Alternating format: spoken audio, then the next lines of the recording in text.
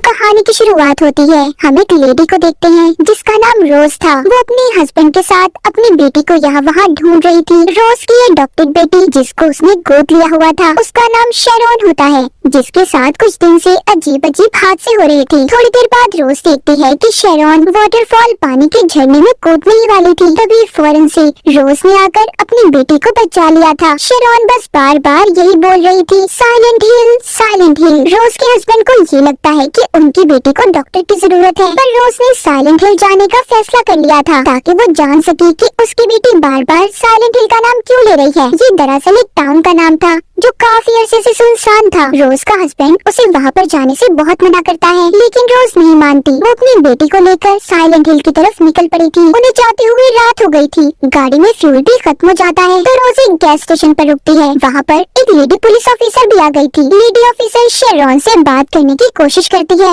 मगर वो तो उसके किसी सवाल का कोई जवाब ही नहीं दे रही थी। थोड़ी देर बाद ऑफिसर देखती है कि शेरॉन और रोज के दरमियान में किसी बात को लेकर बहस हो रही थी। ये देखकर ऑफिसर को अब रोज पर शक होने लगा था, इसलिए वो उसकी गाड़ी का नंबर नोट कर लेती है और उसकी गाड़ी का पीछा करने लगी थी। ये बात रोज को भी पता चल जाती है, इसीलिए वो ऑफिसर का ध्यान भटकाकर वहाँ से अपनी गाड़ी तेजी से चलाकर निकल जाती है। मगर आगे रास्ते में रेडियो पर अजीब सी आवाजें आने लगी थी और उसकी गाड़ी के सामने एक छोटी सी बच्ची आ जाती है, जिसको बचाने के चक्कर में रोज की गाड़ी का एक्सीडेंट हो गया था। रोज बेहोश हो जाती है। थोड़ी देर बाद जब उसको होश आता है तो गाड़ी में शेरॉन नहीं थी। रोज अपनी बेटी को ढूंढने लगती है, मगर हर तरफ फोग यानी धुंध और धुएं की वजह से वो उसे नहीं मिलती। रोज अपनी बेटी शेरॉन को ढूंढते ढूंढते साइलेंट हिल के टाउन में पहुंच जाती है। उसे वहाँ पर अपनी बेटी जैसी एक बच्ची नजर आई थी। वो आवाजें देती है, उसके पीछे जा रही थी। अब भागते भागते वो सीढ़ियों के पास आ जाती है। रोज बेसमेंट में पहुंच गई थी। तभी एक सायरन बजता है और हर तरफ अंधेरा हो गया था। रोज अपना लाइटर जलाकर अंदर जाने लगती है। उसे फिर से वहाँ अपनी बेटी जैसी लड़की दिखाई दी थी। वहीं पर वो एक आदमी को देखती है जिसको फेंस बार पर लटकाया हुआ था। उसकी अंतड़ियाँ बाहर निकली हुई थी। हैरानी की बात ये थी वो फिर भी जिंदा था। तभी वहाँ पर अजीब से दिखने वाले क्रिएचर्स आ गए थे जो किसी बच्चे की तरह थे। देखते ही देखते वहाँ पर और भी क्रिएचर्स आ जाते हैं जो रोज को पकड़ने की कोशिश कर रहे थे। रोज उनसे बचते बचाते एक कमरे में चली गई थी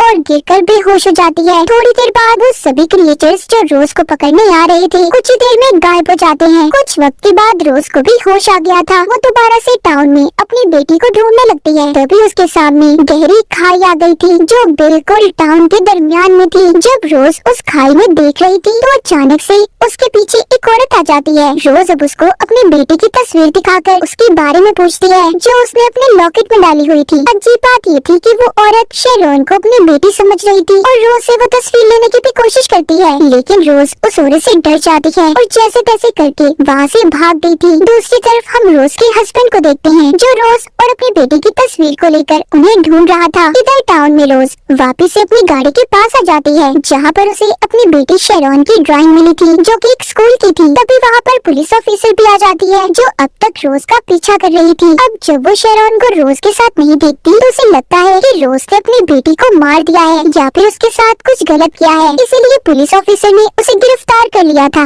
मगर रोज पुलिस ऑफिसर को समझाने की कोशिश कर रही थी। वो कहती है कि मैं पागल थोड़ी हूँ कि मैं अपनी बेटी को कुछ कर दूंगी या फिर उसे मार दूंगी, बल्कि वो तो मुझे भी नहीं मिल रही। मगर वो उसकी कोई बात नहीं सुनती और उसे अपने साथ ले जाती है। अब जब वो उसे अपने साथ लेकर जा रही थी तो पुलिस ऑफिसर को भी वही गहरी खाई दिखाई देती है जिसको पहले रोज ने भी देखा था जो कि टाउन के दरमियान में थी। ये देखकर वो दोनों वापस आ जाते हैं। यहाँ पर अजीब से दिखने वाला क्रिएचर उनके सामने आ गया था जो उनकी तरफ बढ़ रहा था। तभी पुलिस ऑफिसर उस क्रिएचर पर अपनी गन से गोली चलाती है। ये देखकर रोज मौका पाते ही वहाँ से भाग गई थी और सीधा पहुँच जाती है स्कूल में जो उसने अपनी बेटी की ड्राइंग में देखा था। उसे लग रहा था कि शायद उसकी बेटी इसी स्कूल में होगी। इधर रोज का हस्बैंड भी एक पुलिस ऑफिसर को लेकर साइलेंट हिल पहुंच जाता है। वो भी रोज और अपनी बेटी को ढूंढ रहा था। स्कूल में रोज जब अपनी बेटी को ढूंढ रही थी तभी उसे स्कूल में टेबल के दराजों से बहुत सारी चाबियां और टॉर्च लाइट मिलती है। उसे स्कूल में अजीब से कपड़े पहने हुए लोग भी दिखाई दिए थे। उनसे बचने के लिए वो एक क्लासरूम में आ गई थी जहाँ पर वो एक टेबल पर हाथों के निशान देखती है जो किसी छोटी बच्ची के थी जिस पर विच जादूगर ने लिखा हुआ था। यहाँ पर हमें पता चलता है कि टेबल जिस बच्ची का था उसका नाम एलिसा था। वो बच्ची रोज को वहाँ पर नजर आ रही थी। वो उसका पीछा करती बाथरूम में आ जाती है और जब दरवाजा खोलती है तो उधर एक लाश थी जिसको तारों से पकड़कर लटकाया हुआ था। वहीं पर रोज को दीवार पर कुछ लिखा हुआ भी दिखाई देता है, जिसे पढ़कर वो उस लाश के मुंह से एक चिट निकालती है। जब वो बाहर जाने लगती है तो उधर उसे वही अजीब सूट वाले लोग दिखाई दिए थे जिनसे डरकर रोज ने खुद को बाथरूम में ही बंद कर लिया था। अब वो लोग बाथरूम के दरवाजे को भी खोलने की कोशिश करते हैं। यहाँ पर हम देखते हैं कि उन लोगों के पास एक चिड़िया थी जिसको उन्होंने पिंजरे में रखा हुआ था। वो जोर जोर से बोलने लगती है, जिसकी आवाज को सुनकर वो वहाँ से चले गए थे। अब फिर से वहाँ पर एक सायरन बजता है। वो जगह जहाँ पर रोज थी सारी की सारी बदलने लगती है। दीवार पर से पेंट उतरने लगे थे। तभी रोज देखती है उधर बाथरूम में जो लाश थी वो भी जिंदा हो गई थी, जिससे डर कर रोज अब बाहर की तरफ भागती है। बाहर आकर वो फिर से वही अजीब से सूट पहने हुए लोग देखती है जिनको वहाँ पर क्रिएचर्स जो बिल्कुल अजीब से कीड़े की तरह थे उन पर हमला कर देते हैं और उन्हें मार देते हैं। ये देखकर रोज बहुत ज्यादा डर जाती है। वो डर की वजह से नीचे गिर गई थी। जिधर वो अपने सामने एक आदमी को देखती है जिसने अपने चेहरे पर अजीब से काले रंग का हेलमेट पहना हुआ था जो किसी पिरामिड की तरह था। उस हेलमेट वाले आदमी के हाथ में एक बहुत बड़ी तलवार होती है। दूसरी तरफ इसी वक्त रोज का हस्बैंड भी उसे ढूंढने इसी स्कूल में पहुंच गया था। उसे स्कूल में आते ही महसूस होता है कि रोज उसके आसपास कहीं पर मौजूद है, पर वो उसे कहीं पर भी दिखाई नहीं दे रही थी क्योंकि रोज उससे अलग दुनिया में थी। इस अलग दुनिया का क्या राज था ये हमें कहानी में आगे जाकर पता चलेगा। अब ना ही रोज अपने हस्बैंड को देख सकती थी, तभी रोज के पीछे वही छोटे छोटे क्रिएचर्स जो कीड़े की तरह थे उसके पीछे पड़ जाते हैं। वो क्रिएचर्स रोज पर हमला करने ही वाले थे। तभी यहाँ पर वही लेडी पुलिस ऑफिसर आ गई थी जो रोज को खींचकर एक दूसरे कमरे में ले जाती है और दरवाजे को उसने बंद कर दिया था। लेकिन तभी वहाँ पर बड़े से हेलमेट वाला आदमी आ गया था जो अपनी तलवार से दरवाजे को तोड़ने की कोशिश करता है। फिर कुछ ही देर के बाद वहाँ पर दोबारा से सब कुछ ठीक हो जाता है। हर चीज गायब हो गई थी और रोशनी होने लगती है। यहीं पर रोज जब सब कुछ ठीक हो गया था पुलिस ऑफिसर को वही चिट दिखाती है जो उसको लाश के मुंह से मिली थी। उस पर एक होटल का नाम लिखा हुआ था। ये दोनों अब जल्दी से होटल में जाती हैं जहाँ पर इन्हें एक औरत मिलती है। साथ ही वो इन्हें यहाँ पर एक कमरे के बारे में बताती है जिसका नंबर 111 था। उधर दूसरी तरफ रोज का हस्बैंड भी इसे साइलेंट हिल टाउन के बारे में जानना चाहता था, इसीलिए वो पुलिस को कॉल करता है मगर उसे कोई कुछ भी बताने को तैयार नहीं था। मगर रोज के हस्बैंड को जानना था, इसीलिए वो यही टाउन के पुराने पुलिस स्टेशन में जाता है और साइलेंट हिल की फाइल्स को चेक करने लगा था। जब वो ये सब चीजें देख रहा था तो उसे यहाँ पर एलिसा के बारे में पता चलता है जिसको रोज ने स्कूल में भी देखा था। वो देखता है कि वो बच्ची एलिसा बिल्कुल शेरॉन जैसी थी। उधर होटल में रोज को कमरा 111 मिल गया था जिसके सामने एक पेंटिंग लगी हुई थी, जिसे देखकर रोज को ये अंदाजा हो जाता है कि ये तो पहले विच हंट की पेंटिंग है, यानी कि पहली जादूगरनी का शिकार। इन्हें यहाँ पर ये भी पता चलता है कि इस टाउन को भी विच हंटर ने ही ढूंढा था। अब रोज को उस कमरे में जाकर एलिसा मिलती है जिसे देखकर रोज हैरान हो गई थी क्योंकि वो बिल्कुल उसकी बेटी शेरॉन जैसी थी और एलिसा उस औरत की बेटी थी जिसने रोज से तस्वीर को लेने की कोशिश की थी। वहाँ पर एलिसा रोज से कहती है कि वो जल रही है और तभी अचानक से गायब हो गई थी। वहाँ पर वही औरत जिसने इन्हें कमरे के बारे में बताया था वो कहती है हमें जल्दी यहाँ से निकलना होगा क्योंकि रात होने वाली है, हमें चर्च पहुँचना है जल्दी। अब ये तीनों चर्च की तरफ भागती हैं। वो देखती है कि वहाँ पर और भी बहुत सारे लोग हैं जो चर्च की तरफ जा रहे हैं। इनमें से वो औरत जिसने इन्हें कमरे के बारे में बताया था उसे अंदर जाते हुए देर हो गई थी। तभी वहाँ पर बड़े से हेलमेट वाला आदमी आ जाता है जिसने उस औरत को पकड़ लिया था और उसकी जिल्द को पकड़कर उसके जिस्म से अलग कर देता है और रोज के सामने फेंक दिया था। चर्च के अंदर जितने भी लोग थे सब रोज और पुलिस ऑफिसर को विच समझ रहे थे। वो उन पर हमला करके उन्हें मारने की कोशिश करते हैं।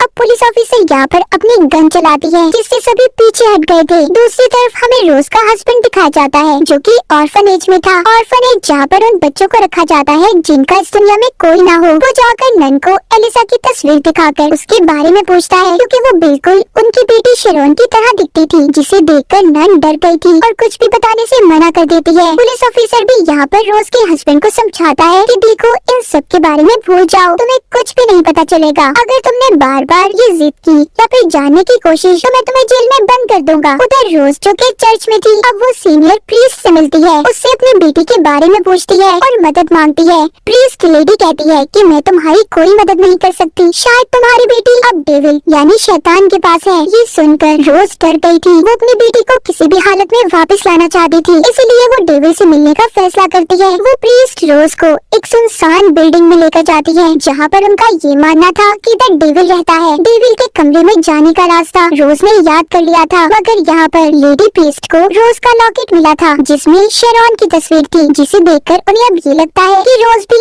एक विच है, इसीलिए वो उस पर हमला कर देते हैं। मगर इधर लेडी पुलिस ऑफिसर उसकी मदद करती है और खुद को उनके आगे करके रोज को वहाँ से भगा देती है। रोज अब लिफ्ट में बैठकर एक सुनसान जगह पर पहुँच गई थी, जहाँ पर ज़ॉम्बीज़ की तरह दिखने वाली बहुत सारी नर्सेस थी। रोज को इनके बीच से होकर गुजरना था। वो ज़ॉम्बी नर्सेस लाइट को देखकर रोज की तरफ बढ़ रही थी। यहाँ पर रोज लाइट को बंद कर देती है और इनके बीच से गुजरकर डेविल के कमरे में पहुँच गई थी। वहाँ पर अंदर जाते ही उसे एलिसा की कहानी का पता चलता है। यहाँ पर हमें भी ये बात पता चलती है कि एलिसा एक आम सी लड़की थी, मगर सब उसको विच कहकर बुलाया करते थे और बहुत ज्यादा परेशान करते। एक दिन लेडी प्रीस्ट ने एलिसा की मॉम से कहा कि तुम्हें अपनी बेटी को होटल के कमरे 111 में भेजना होगा, जहाँ पर जाकर तुम्हारी बेटी बिल्कुल ठीक हो जाएगी और फिर कोई उसे विच भी नहीं बुलाएगा। प्रीस्ट के कहने पर एलिसा की मॉम ने उसे भेज दिया, मगर लेडी प्रीस्ट और उसके लोगों ने एलिसा को धोखे से जिंदा जला दिया, क्योंकि इनको लगता था कि एलिसा एक विच है। तभी वहाँ पर पुलिस भी आ गई थी, जिन्होंने एलिसा को बचा तो लिया था, पर वो पूरी तरह से जल चुकी थी। जिसके बाद एलिसा के दिल में सबके लिए बहुत ज्यादा नफरत पैदा हो गई। उसने डेविल से डील कर ली थी,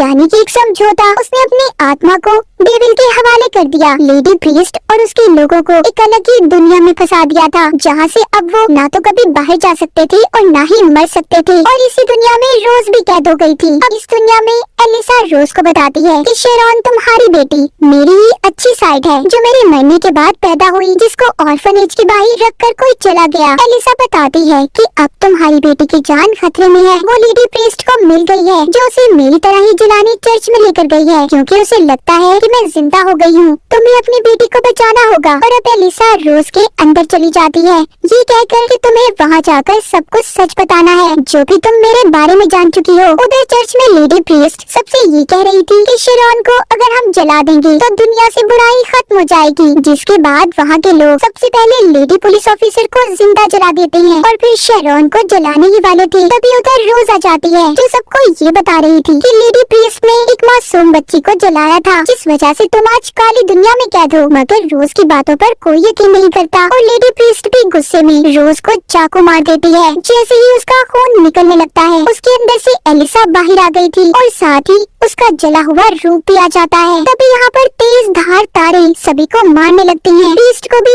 उन तारों ने मार दिया था। रोज अपनी बेटी को बचाकर कोने में बैठ गई थी और उससे उसकी आंखें बंद करने का कहती है, पर शेरॉन ने गलती से एलिसा को देख लिया था, जो अब डेविल बन चुकी थी, मतलब एक शैतान में बदल गई थी। जिसके बाद डेविल एलिसा शेरॉन के अंदर चली जाती है। अब दोबारा से एलिसा की अच्छी और बुरी साइड एक साथ हो गई थी। इसके बाद रोज अब अपनी बेटी को लेकर वहाँ से निकल गई थी। रोज को लग रहा था कि सब कुछ ठीक हो चुका है। वो अपने घर पहुँचती है, पर घर में कहीं पर भी उसका हस्बैंड नहीं था। इसका मतलब ये था कि उसका हस्बैंड अपनी असल दुनिया में है और रोज अभी भी उस साइलेंट हिल की काली दुनिया में फंसी हुई है। अब रोज कैसे उस दुनिया से बाहर निकलेगी या फिर अपनी बेटी को एलिसा से बचा पाएगी? इसी सस्पेंस के साथ ये कहानी यहीं पर खत्म हो जाती है।